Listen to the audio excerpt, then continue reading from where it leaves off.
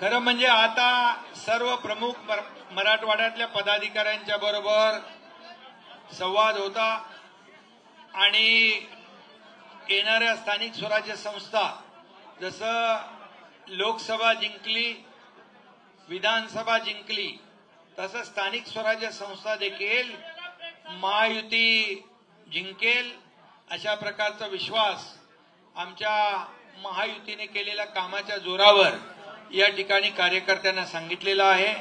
आणि महायुतीने केलेली कामं गेल्या 3 वर्षातली लोकांपर्यंत पोहोचवा आणि सरकारने घेतलेले निर्णय याची माहिती लोकांपर्यंत द्या, लोकांना त्या योजनांचा लाभ मिळू द्या, हे कार्यकर्त्यांनी करावं।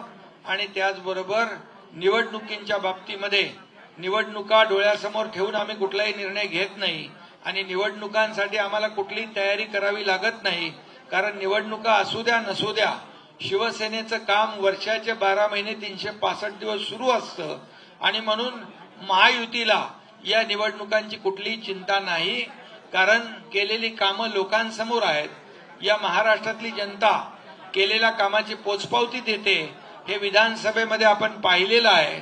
232 एवढा लँडस्लाइड मॅन्डेट विजय या महायुतीला विधानसभेत मिळालेला आहे, त्यामुळे त्याचीच पुनरावृत्ती या ठिकाणी या निवडणुकांमध्ये होणार आहे। आणि एवढे हेही मी सांगतो आपल्याला की जे लोक लोकसभेमध्ये ज्यांना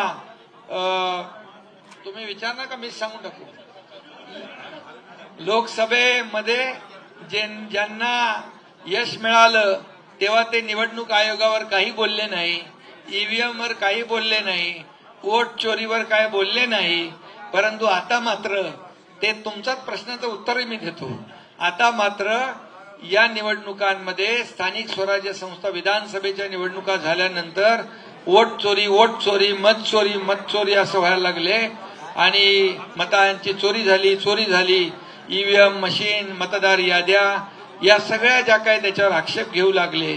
आणि म्हणून मी त्यांना एवढंच सांगतो, जे काही बोलताय हा मतदारांचा अपमान आहे। आमच्या लाडक्या बहिणींनी मतदान आम्हाला केलंय त्यांचा अपमान आहे, शेतकऱ्यांनी आम्हाला मतदान केलंय त्यांचा अपमान आहे, लाडक्या भावांनी मतदान केलंय त्यांचा अपमान आहे, वारकरी कष्टकरी सगळ्यांनीच आम्हाला मतदान केलंय त्यांचा अपमान, या महाराष्ट्रात तमाम मतदारांचा अपमान ते करतायत। आणि म्हणून येणाऱ्या स्थानिक स्वराज्य संस्थांमध्ये मतदार या सर्व लोकांना धडा शिकवतील, कारण त्यांनी केलेल्या मतदानाचा अपमान ते करतायत।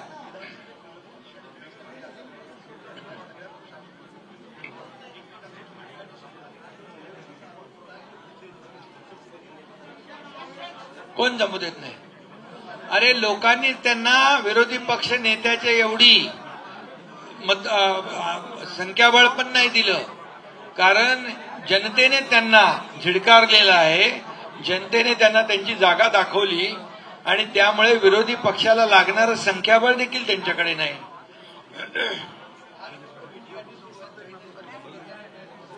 कुठं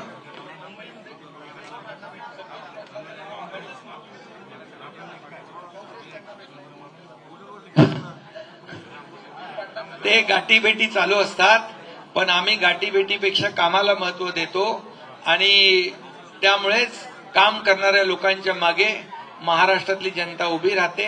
या स्थानिक स्वराज्य संस्थांमध्ये देखील काम करणारे निर्णय घेणाऱ्या लोकांच्याच पाठीशी या महाराष्ट्रातली जनता उभी राहील।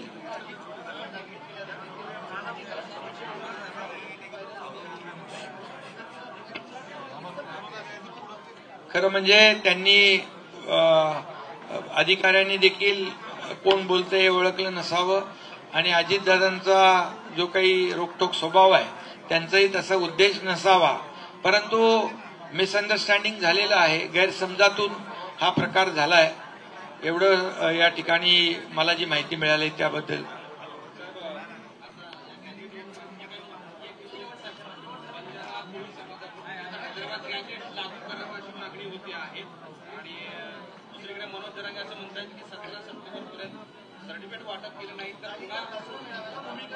बघा हैदराबाद गॅझेट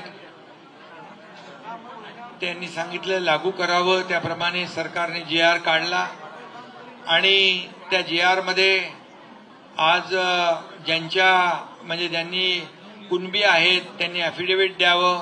3 त्रिसदस्यीय कमिटी नेमलेली आहे गाव पातळीवरची, त्याचं व्हेरिफिकेशन करेल आणि ज्याची पूर्वजांची कुठली ना कुठली कशात ना कशात कुणबी नोंद असेल त्यांना दाखला मिळेल.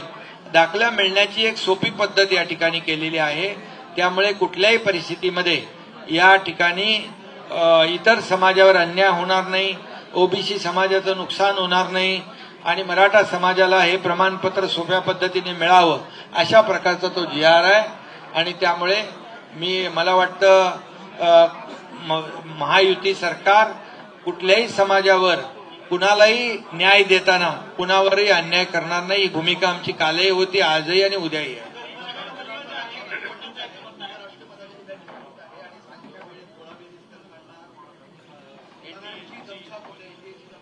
कुणाची? अरे बाबा, आमच्याकडे पूर्ण बहुमत आहे आणि तुम्हाला उद्या मतदान झाल्यावर कळेल की आमचे जे उमेदवार आहेत NDAचे राधाकृष्णनजी यांना पूर्ण बहुमत या निवडणुकीमध्ये मिळेल आणि हे उद्या आपल्याला कळेल. त्यांचा पूर्ण अतिशय मोठा विजय, दणदणीत विजय उद्या आपल्याला संध्याकाळी पाहायला मिळेल.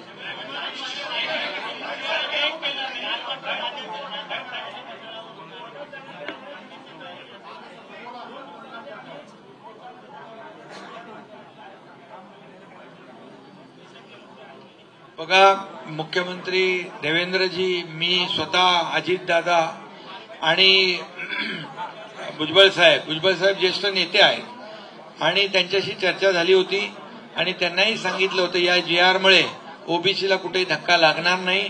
त्यांनी म्हटलं होतं हा GR तपासून घेऊ, कायदेशीर बाबी तपासून घेऊ आणि त्याच्यानंतर भूमिका जाहीर करू. त्यामुळे मला वाटतं या GRच्या माध्यमातून ओबीसीचं कुठलंही नुकसान होत नाही. मराठा समाजाला जी प्रक्रिया आहे, हा जो काही प्रमाणपत्र देण्याचा नियम 2012 आहे तो आम्ही केलेला नाही, तो पूर्वीपासूनचा आहे. त्यामुळे आम्ही नवीन काही निर्णय घेतलेला नाही. प्रमाणपत्र देण्याबाबत फक्त पद्धत जी आहे ती सोपी केलेली आहे, सुटसुटीत केलेली आहे. यापूर्वी मराठवाड्यात कधी कुणबी प्रमाणपत्र मिळत होते का?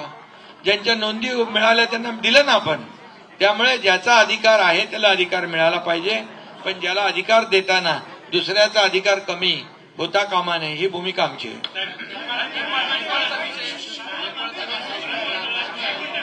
नेपाळमध्ये फार ते उद्रेक झालेला आहे आणि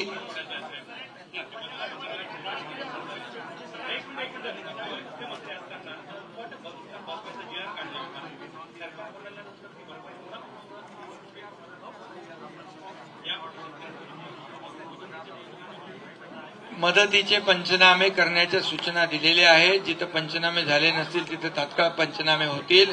शेतकऱ्यांना आम्ही वाऱ्यावर सोडणार नाही. शेतकऱ्यांचं सरकार आहे आणि माझ्या मुख्यमंत्री पदाच्या कारकिर्दीमध्ये जवळपास 45,000 कोटी नुकसान भरपाई, त्याचबरोबर योजनांच्या माध्यमातून पीक विमा योजना असेल, त्याचबरोबर अनेक जे शेतकरी सन्मान योजना याच्या माध्यमातून वाटप केलेले आहेत. आता देखील देवेंद्रजींच्या काळामध्ये शेतकऱ्यांच्या सगळ्या पंचनाम्याच्या सूचना दिलेल्या आहेत. कुठेही शेतकऱ्याला आम्ही वाऱ्यावर सोडणार नाही.